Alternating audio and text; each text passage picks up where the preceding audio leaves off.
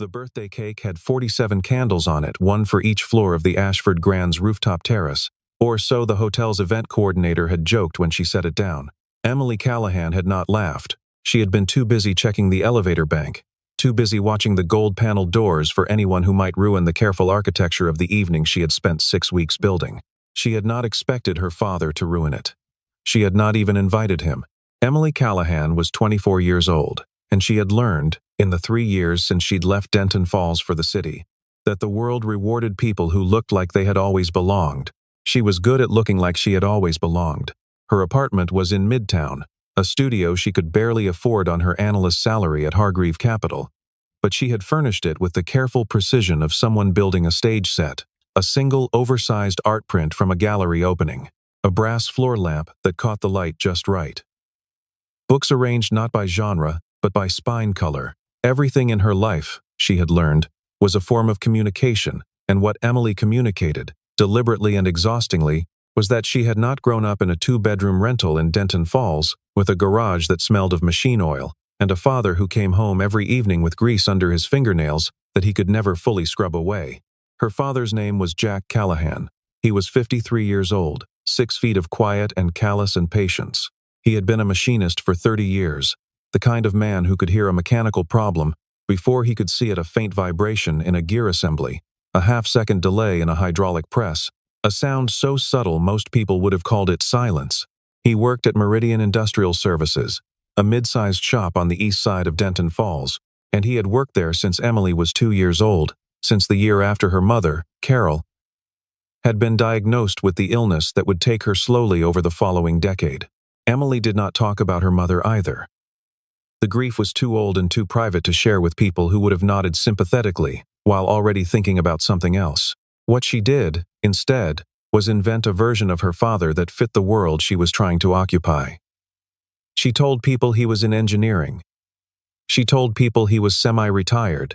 When pressed, she said he consulted for industrial firms, which was technically not a lie. Jack had, on several occasions over the years, and been called in by other shops to diagnose problems their own mechanics couldn't solve. Emily took this fact and built a palace on top of it, and she told herself, in the moments when the dishonesty sat heavy in her chest, that she was simply translating. Her friends at Hargreave Capital were not terrible people, not individually. There was Vivienne Marsh, who had gone to Dartmouth and wore the same $3,000 blazer in rotation as if daring anyone to notice. There was Connor Ashby, who drove a car that cost more than Emily's annual salary, and spoke about it with the studied casualness of someone who had been told his whole life that having money was only gauche if you tried. There was Sloane Whitfield, who had a gift for making people feel that the room had gotten smaller when she walked in, and who once, at a dinner Emily had organized, had looked at a waiter's shoes and said nothing, just looked, then looked away, and somehow that had been enough. These were the people Emily had arranged her life around. She had done it carefully, the way you arrange stones crossing a river, testing each one before you put your weight on it. She had also done it at a cost she was only beginning to understand. Her birthday was June 14th. She had booked the rooftop terrace at the Ashford Grand, 6 weeks out, had sent digital invitations with an aesthetic she had spent an embarrassing amount of time selecting, had coordinated a dress code cocktail, understated luxury, and had confirmed the guest list 3 times. 31 people. Not one of them from Denton Falls. Not her father. She had called Jack the week before and told him she was doing something small with colleagues. She had used that word deliberately. Colleagues, not friends. Colleagues implied professional distance, implied that the event was work-adjacent, implied that his absence was not a rejection but simply a matter of category. Jack had said that sounded nice. He had asked if she wanted him to drive up that weekend instead. Maybe Sunday they could get breakfast. Emily had said she'd check her schedule. She hadn't checked her schedule. She had not thought, not seriously, that he would come. Jack Callahan left Denton Falls at 4 in the afternoon on June 14th with a wrapped box on the passenger seat of his truck, a 2009 Ford F-150 with a replaced transmission and a crack in the dashboard that he had never gotten around to fixing because it didn't affect the drive. The box contained a first-edition copy of The Hitchhiker's Guide to the Galaxy, Emily's favorite book since she was 12, which he had found at an estate sale 3 months ago, and had been holding since then, waiting. He wore the cleanest thing he owned that wasn't a work shirt. A collared button, down in dark blue, tucked into his good jeans. His boots were the dress boots, not the steel-toed ones. He had combed his hair. He did not own a blazer. He found the Ashford Grand without trouble, and stood for a moment on the sidewalk outside it, looking up at the glass facade, the uniformed doorman, the kind of building that made Denton Falls feel like it existed in a different universe. He thought briefly about calling Emily to say he was there. He decided against it. He did not want to give her the opportunity to say no. The elevator to the rooftop had mirrored walls. Jack looked at himself in them, at the working man's face, the weathered hands, the shirt that was clean but not expensive, and he felt the particular loneliness of a person who knows they are about to be out of place, but is going anyway, because the alternative is not going, and not going means something he refuses to let it mean. The terrace was everything Emily had arranged it to be. The city spread out below, in the last of the June light, all gold and glass. Strings of warm bulbs traced the perimeter. A bartender in a white jacket stood behind a table dressed like an altar. 30-odd people in cocktail attire talked in clusters, their laughter light and calibrated, the kind of laughter that has been practiced until it doesn't sound practiced anymore. Jack saw Emily immediately. She was in the center of the room in a black dress, holding a glass of champagne, laughing at something Connor Ashby was saying. She looked, Jack thought, genuinely happy. The observation produced in him a complicated feeling, pride, and something else, something thinner, that he did not name.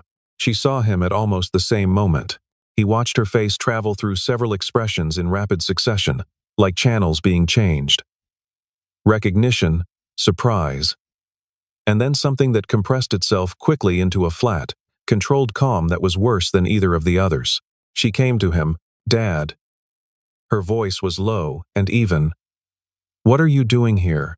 "Brought your birthday present." He held up the box. "I know you said you had work people coming, but I thought maybe for a few minutes. Now isn't a good time." She was already moving, angling him toward the edge of the terrace, away from the central cluster of guests. "I'm in the middle of things. This is complicated." Jack looked at the room. He looked at the people. He looked at the way nobody was looking at them yet. But the way a few people were beginning to. "I can just give you the gift and head out," he said. "People are watching. Emily, you can't be here like this." She said it quietly, not cruelly, but with the particular firmness of someone who has made a decision and is pushing through the discomfort of it. "I'm sorry. You can't." Jack held the box. The paper was blue with small gold stars on it. Emily had always liked stars.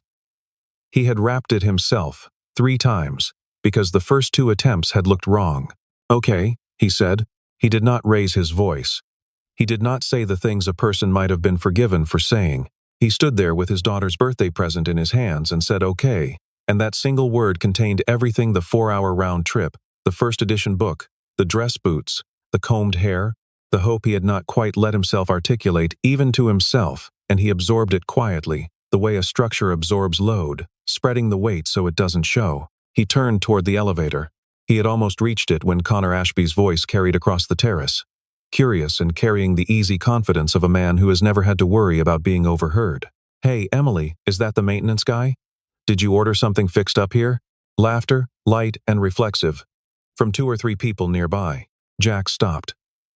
Not because he was angry. Anger was not the feeling, or not exactly, but because he had not quite finished calculating whether to simply keep walking or to pause and let the moment be what it was. He paused. "No, seriously," Connor continued, now with the performing quality of a person who has noticed he has an audience and is leaning into it.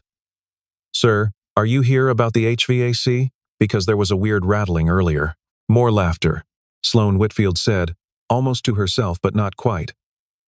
Bold of him to show up in those shoes. Emily said nothing. She stood at the center of the room, and she said nothing, and Jack heard the silence she made, and it was the loudest thing on the terrace. There was a night, when Emily was 9 years old, when the heat went out in February. The rental house had an ancient furnace, and the ancient furnace had finally decided it was finished. The temperature in the house dropped to 52 degrees overnight. Jack fixed it himself. He was up from midnight until 4 in the morning in the basement, working by flashlight, because the repairman they called couldn't come until Tuesday, and Tuesday was 3 days away. Emily had woken up at 2 and come down the stairs to find her father lying on the concrete floor in his undershirt and work pants, arm buried in the machinery up to the elbow, breath fogging in the cold. He had looked up at her and said, without breaking his focus, "Go back to bed. I've almost got it." By 4:30, the heat was on.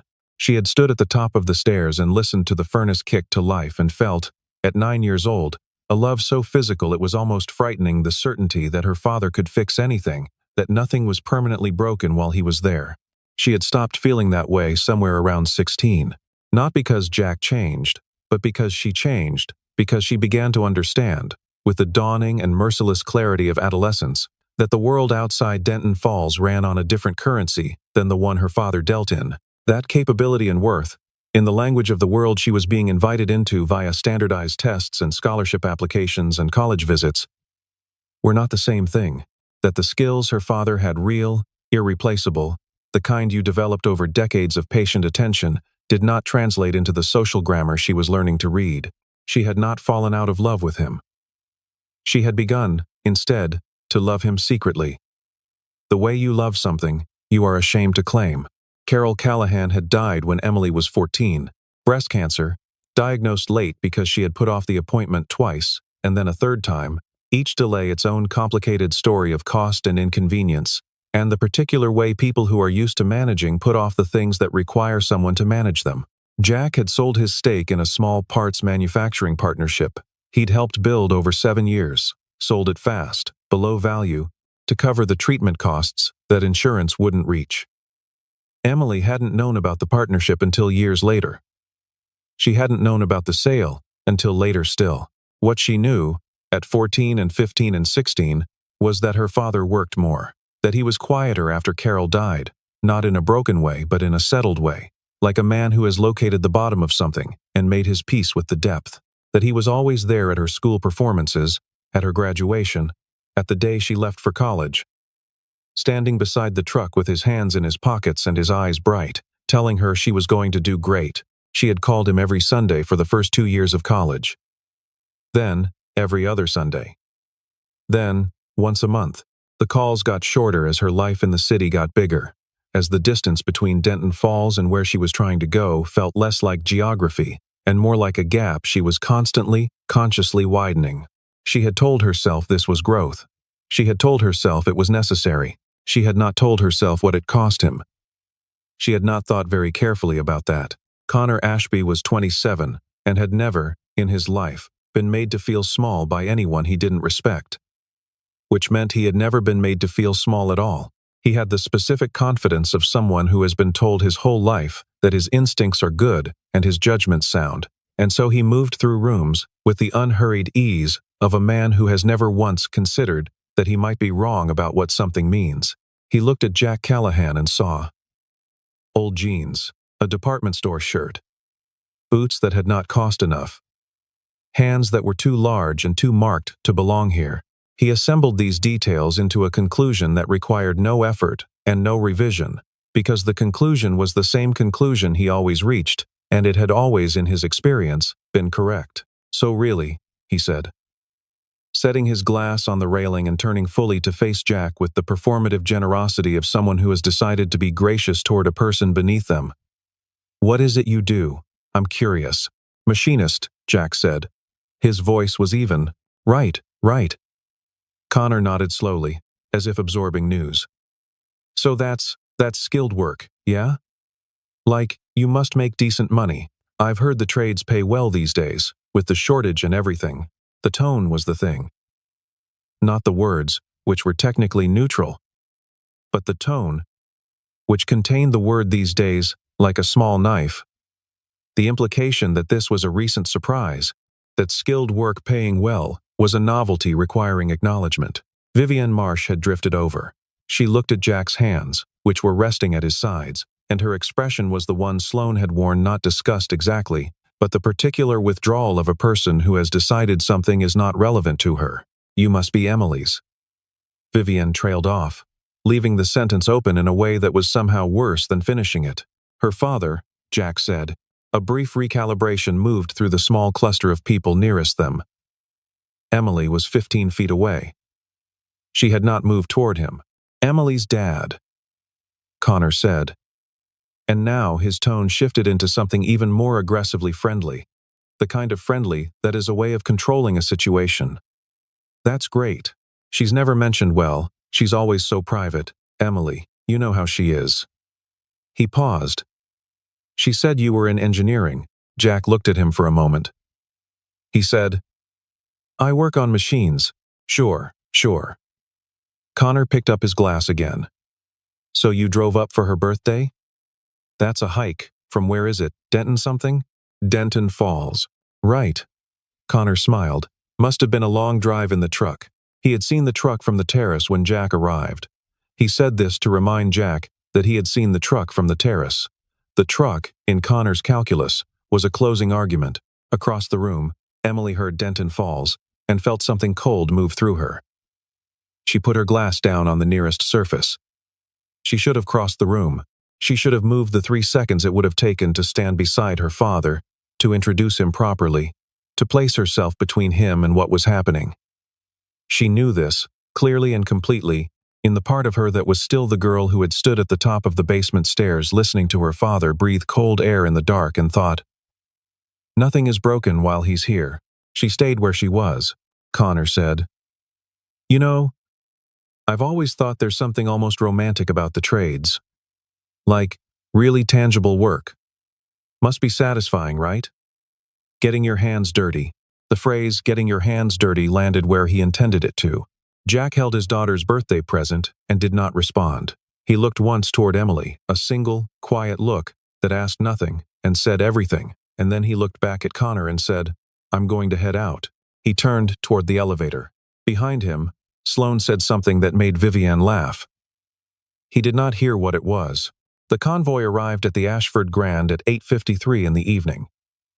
3 black SUVs moving with the unhurried certainty of vehicles that were accustomed to being made room for. The hotel's valet staff materialized with the coordinated smoothness of people who had been briefed. The doorman straightened. The man who stepped from the second vehicle was 60 years old and dressed with the kind of simplicity that costs a great deal. A dark suit, no tie, the jacket. The specific weight of something Italian and bespoke. He was not tall. He was not particularly striking in the way of men whose photographs appear in financial publications. He had gray at his temples and a face that had spent time outdoors, and he moved through the lobby with the unhurried certainty of someone who has not needed to perform authority for a very long time. His name was Richard Hayes.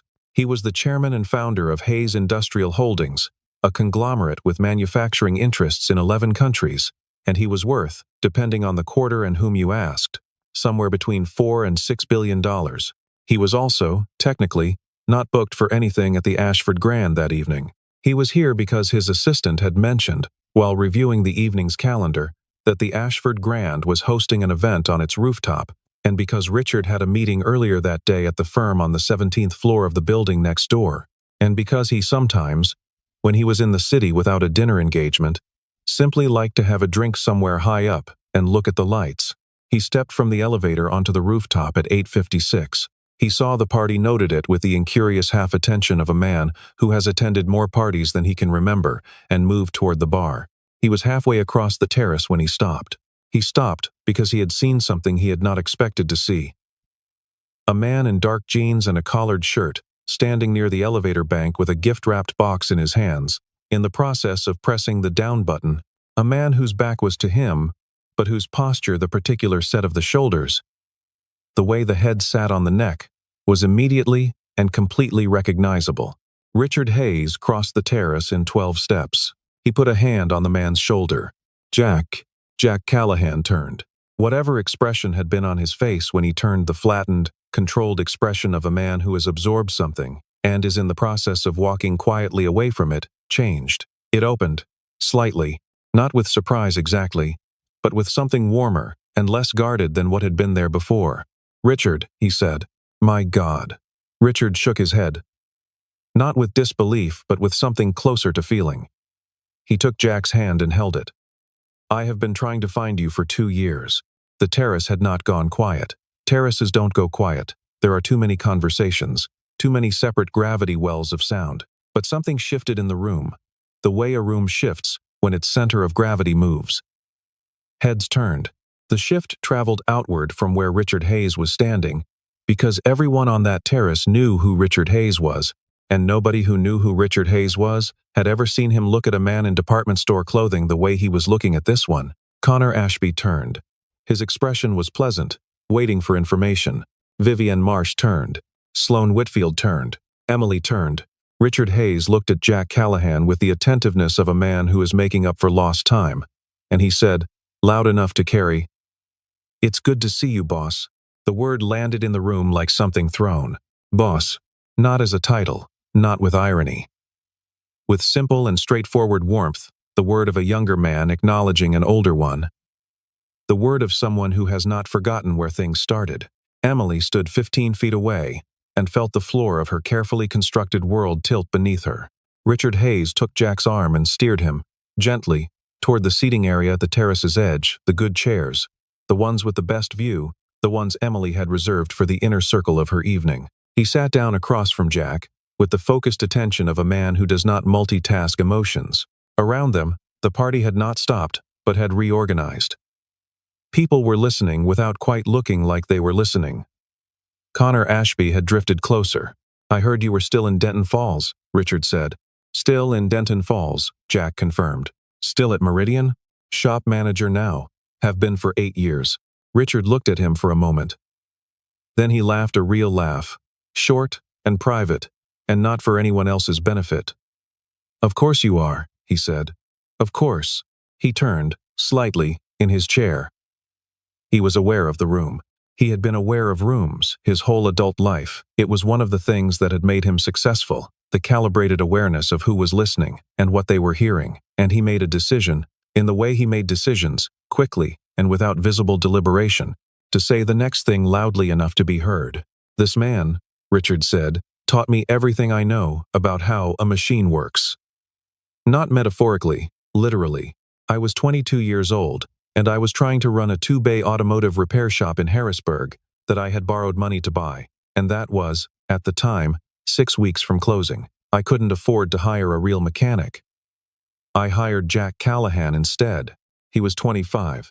The party had gone quiet now. Properly quiet. He diagnosed 4 problems in the first week that I had not known existed, Richard continued. He rebuilt our press from components he sourced himself, at cost, because I couldn't afford the full replacement part. He trained me personally, by hand, on weekends, because he said I should understand what was happening in my own shop even if I was never going to do it myself. He looked at Jack. You remember the Hendricks job? The one everybody said couldn't be fixed? I remember, Jack said. That job is what kept the lights on. Richard was quiet for a moment. And then there was the partnership. You know, I've told this story for 30 years, and I still don't have the language for it. He looked at the room, briefly, as if deciding whether to continue. He continued. In 1998, we started a small parts manufacturing operation together. Nothing big, a 5-machine shop. 6 employees. Jack had 20%. It was his idea as much as mine. He stopped.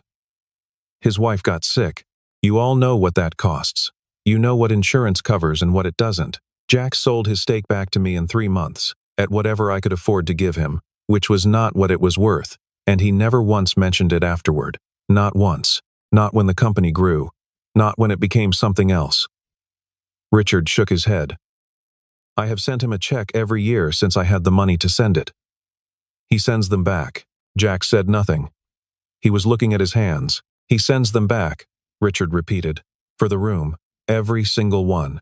The silence that followed was not awkward. It was the silence of people absorbing information and revising the structures they had built around it. Connor Ashby said nothing. Vivienne Marsh said nothing.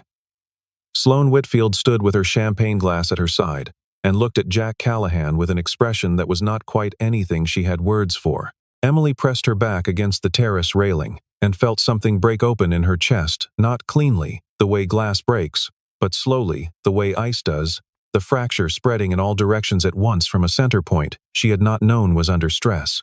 The center point was every Sunday call she had shortened, every colleague she had substituted for father, every afternoon she had spent constructing a version of her life that her father did not appear in.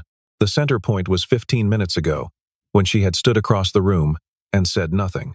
Emily went to the bathroom.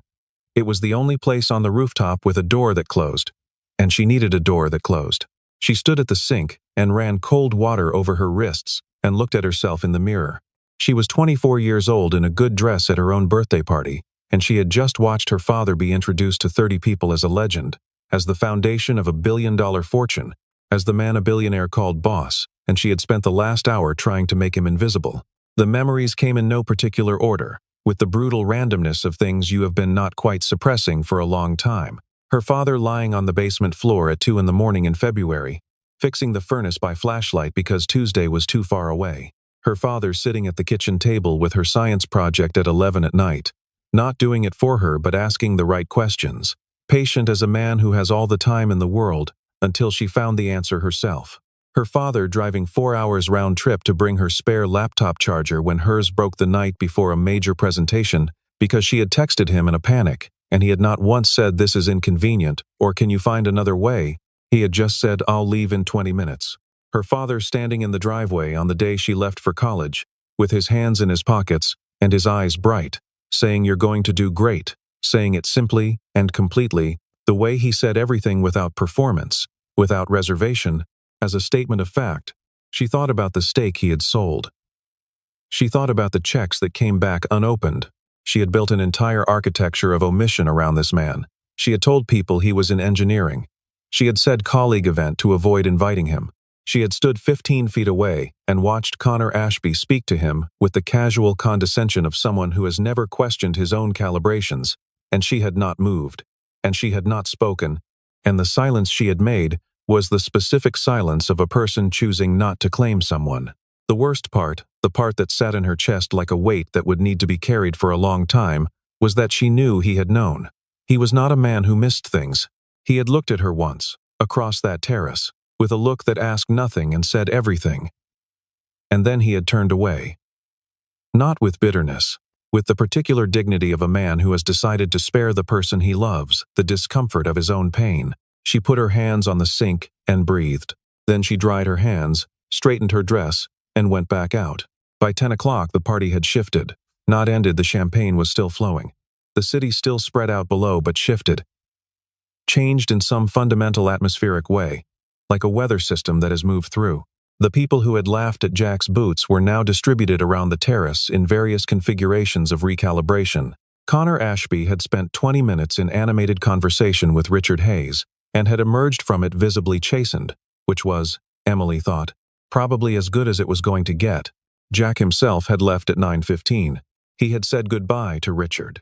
The two men had stood together for several minutes by the railing, talking quietly in the particular way of people who have a long history of working alongside each other, talking without needing to perform for anyone, and then he had picked up his daughter's birthday present from the chair where he'd set it down. And he had found Emily in the crowd. And he had said, I'm going to head out. Happy birthday, Em. He had handed her the box. She had said Dad, and he had shaken his head slightly, kindly, in the way of someone saying not here, not right now, it's fine, and then he had gone. She had stood holding the box until the crowd closed around her again. She left the party at 10:30. Vivienne and Sloane were still there. She told them she had an early morning. She took the elevator down, crossed the lobby, and walked outside into the June night. His truck was still there. She didn't know why she thought it would be. It had been over an hour since he left. But it was. Parked 2 blocks down from the hotel at a meter. The familiar dent in the left rear panel. The crack across the dashboard just visible through the windshield. He was in it. She could see him through the glass, sitting with the engine off, looking at his phone. Probably, he had been waiting for the traffic to thin. Probably, he had stopped to sit for a minute before the long drive home. She tapped on the passenger window. He looked up. He unlocked the door. She climbed in. The truck smelled the way it always had, like clean metal and the faint cedar of the air freshener he bought in packs of 6 from the hardware store. And beneath that, something warmer and more specific, Something that was just the smell of her father's truck, the smell of 1,000 drives home from school and hardware stores, and the one summer he had taken her to every national park within a day's drive, just the two of them, one summer after her mother died, because he had decided she needed to see something large. She held the birthday present in her lap. She hadn't opened it yet. "Dad," she said. He waited. She tried to find the start of what she wanted to say, and found instead that she was crying not the prepared, controlled cry of someone who has rehearsed the moment, but the abrupt, helpless crying of someone who has been holding something in for a long time and has run out of capacity to keep holding it. She pressed the back of her hand to her mouth. Jack didn't say anything. He put one hand on her shoulder, the way he had when she was small and frightened, and he let her cry. When she could talk, she said, "I'm sorry. I'm so sorry. I don't know how to." She stopped. "I told people you were in engineering. I didn't invite you tonight. I stood there and I didn't." Her voice broke on the end of it. "I know," Jack said. He said it simply, without emphasis. "You should be angry with me." He was quiet for a moment, in the way that meant he was thinking about what he actually wanted to say, rather than what was easy to say. "I understand it," he said finally. "You went somewhere new and you wanted to fit. That's not a bad thing, wanting to fit. I was ashamed of you." The sentence lay between them in the cab of the old truck. And it was the worst sentence. The truest and most awful sentence, and she had needed to say it out loud, because it was the only way to stop saying it to herself. Jack looked through the windshield for a moment. The street outside was quiet late enough that most of the foot traffic had thinned. The city settling into its nighttime register. "I know," he said again. And then, "That one was hard. I'm sorry. I believe you. I need you to know." She stopped, tried again. "I need you to know that the things I've been ashamed of were never actually about you.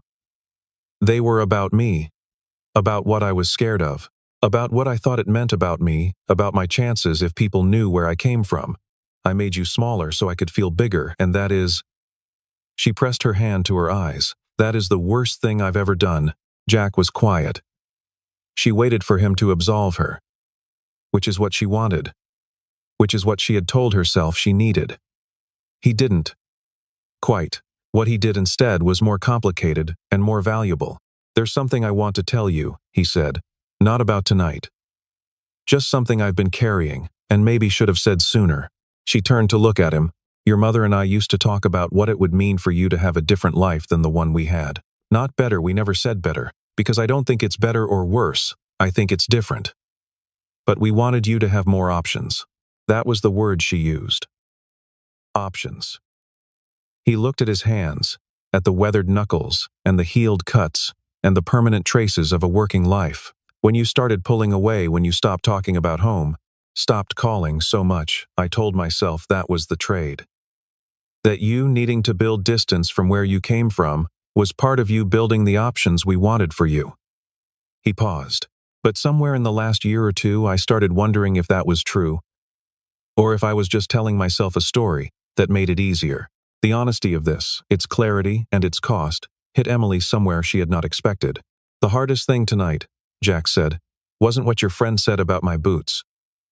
People like that," he made a small gesture. "I've been around enough to know what that is and where it comes from, and it doesn't reach very far inside me." He looked at her. "The hardest thing was the look on your face when you saw me walk out of that elevator. Because that look wasn't a stranger's look. That was yours. And it told me that somewhere in the last few years, you'd started seeing me through their eyes, and I think he stopped. I think that's what I'd been afraid of, that you'd forget how to see me as myself." Emily was crying again, quietly now, not the helpless earlier kind. "I haven't forgotten," she said. "I let myself pretend to forget. That's different. And I'm not going to do it anymore." Jack looked at her for a long moment. Then he nodded, once. "Okay," he said. She opened the birthday present then, right there in the cab of the truck with the city quiet outside and the air smelling of cedar. When she lifted the lid and saw the book, the old edition, the yellowed pages, her favorite from when she was 12, she started crying again. And this time she didn't try to stop. "I found it at the Hendersons' estate sale in March," Jack said. Figured you might want it. I want it, she said. It did not happen overnight. The things that matter rarely do. Emily did not wake up the morning after her birthday party transformed, fully formed, her relationship with her father restored, and her values recalibrated, and her social instincts reprogrammed. She woke up with a headache and the particular rawness of someone who has cried genuinely for the first time in a while.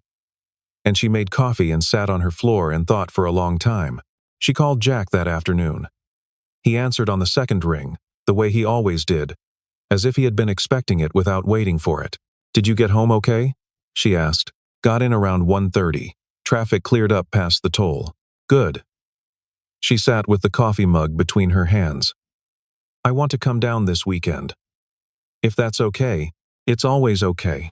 And I want—" She stopped, then continued. "I want to stop doing the thing where I pretend. With everyone. Not just with you. I want to stop pretending I came from somewhere I didn't come from." There was a brief silence. "That's going to take some adjusting," Jack said. "Not a warning. Just an observation from someone who has done hard things before and knows what they feel like at the start." "I know," Emily said. She drove to Denton Falls that Saturday. She had not been home in 11 months. The house was the same, the rental with the patched siding, and the garage that always smelled faintly of machine oil, regardless of what was in it, and she stood on the front step for a moment before going in, breathing the familiar specific smell of the neighborhood, the late spring cut grass and the diesel from the road and the machine oil. And she let it be exactly what it was. Jack made breakfast, eggs and toast, and the bad coffee from the machine on the counter that he had never replaced, and they sat at the kitchen table and talked for 3 hours. About Carol, which they had not done in a long time, both of them having learned over the years to carry the grief separately. About his job, which he told her about in the specific technical detail he had always offered when she was willing to listen, the recalibration project he'd been leading, the apprentice he'd taken on who was genuinely talented. The friction with the plant owner over a capital investment that Jack thought was necessary and the owner thought was expensive. About her job, which she told him about honestly, including the parts that were grinding and the parts that she was good at, and the parts that she was not sure she wanted to keep doing. It was a conversation between two adults, not a performance of filial duty. It had been a long time since their conversations had felt like that. She told Connor Ashby, on Monday, that she needed to step back from the group. Not dramatically, she did not make a speech. She did not deliver a verdict. She simply began being elsewhere. And when he asked directly, she said, "I think I've been spending time with people who make me worse. And I'm trying to stop doing that." Connor received this information with the puzzled expression of someone who has never considered that he might fall into that category, and Emily did not clarify. She called her father on Sundays again. Not out of obligation, she had called out of obligation before, and the calls had been short and thin, and conducted with one eye on whatever else she had been doing. She called because she wanted to, which was different, and the calls were longer. In September, Hargreave Capital held its annual all-staff retreat, and the name tags asked for a fun fact.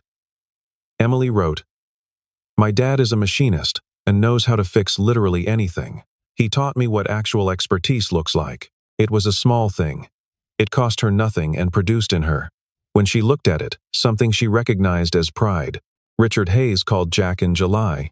He had been calling periodically for years. Jack knew this, had taken most of the calls, had sent back most of what Richard tried to give him. This call was different.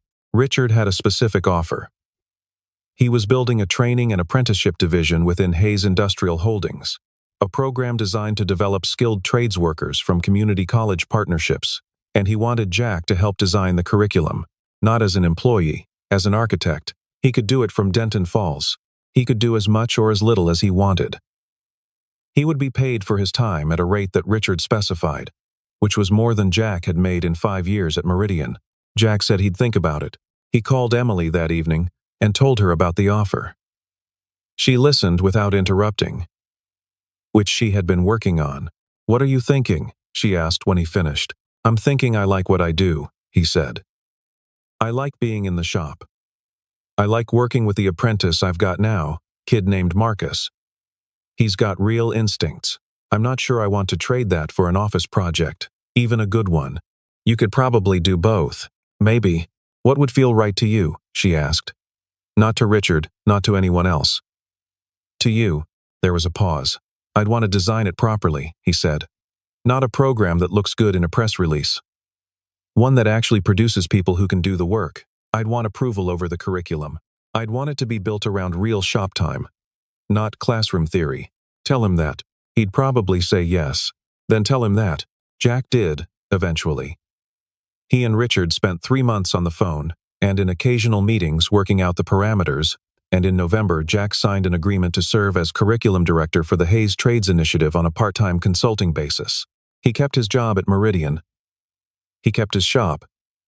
He kept the truck. He did not move to a better house. He did not buy a suit. He was, as far as anyone who knew him could tell, exactly the same person he had always been, which was, Emily had come to understand, the whole point. The following June, Emily organized a birthday dinner, not a party at dinner, at a restaurant in her neighborhood that was good without being the kind of good that requires a dress code. She invited 6 people. 2 colleagues she had grown genuinely close to. A college friend she had stayed in contact with. And her father. She introduced him at the table. This is my dad, Jack Callahan, she said. He's a machinist and a shop manager, and he's been doing an apprenticeship program for Hayes Industrial Holdings for about 8 months now. He's also the reason I can change my own oil, rewire a lamp, and diagnose a rattling sound in a car engine, which are probably more useful skills than anything I learned in the first 2 years of my finance job. Jack shook hands around the table. He was wearing the dark blue collared shirt. He looked, Emily thought, like himself. Over dinner, Marcus, the apprentice Jack had mentioned, whom he had brought along at Emily's specific invitation, talked for 20 minutes about a hydraulic press calibration problem that Jack had walked him through, explaining it with the enthusiasm of someone who has recently discovered that they are genuinely good at something. The finance colleague, a woman named Petra, who had a background in mechanical engineering before she'd moved into markets, leaned forward and started asking real questions, and the table was soon absorbed in a conversation about load tolerances and pressure variance that Emily could follow only about 60% of, and that she found she did not want to end. Jack answered questions. He did not perform expertise. He simply spoke with precision about things he understood completely, in the way of a man who has never needed his knowledge to be legible to rooms that didn't understand it, who has never required an audience to confirm what he already knows. Emily watched him and thought about the word grounded, thought about what it actually meant, below the place where it had become cliché, a person who knows where they stand, who cannot be moved from that knowledge, by rooms that look at them the wrong way, by children who are too young to see clearly, by the long erosion of being unrecognized.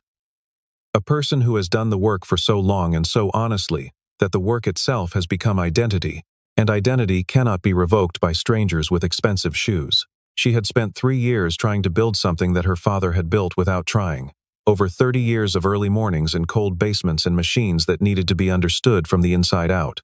She was, she thought, only beginning to understand what that meant. The present she had never properly thanked him for was still on her bookshelf.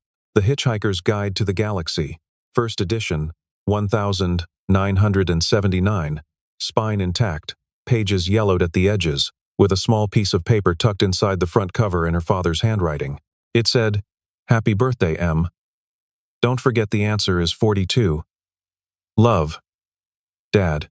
She had read it again in March, on the train home from Denton Falls, and she had thought about the answer being 42 about the joke, which was that the answer was meaningless without the question, which was the actual point, which was that you had to know what you were asking before the answer could mean anything. She had been asking the wrong question for years. She had been asking, what does it cost me to be where I came from? When the question she should have been asking was, what does it cost me not to be? The answer, it turned out, was everything, or nearly everything. She was getting it back. Some people don't need a room to stand up for them. They've been standing on their own for so long that the room doesn't know it's been missing the point until the person it underestimated has already turned to leave, and someone who built something real from nothing says, "That's the man who taught me how."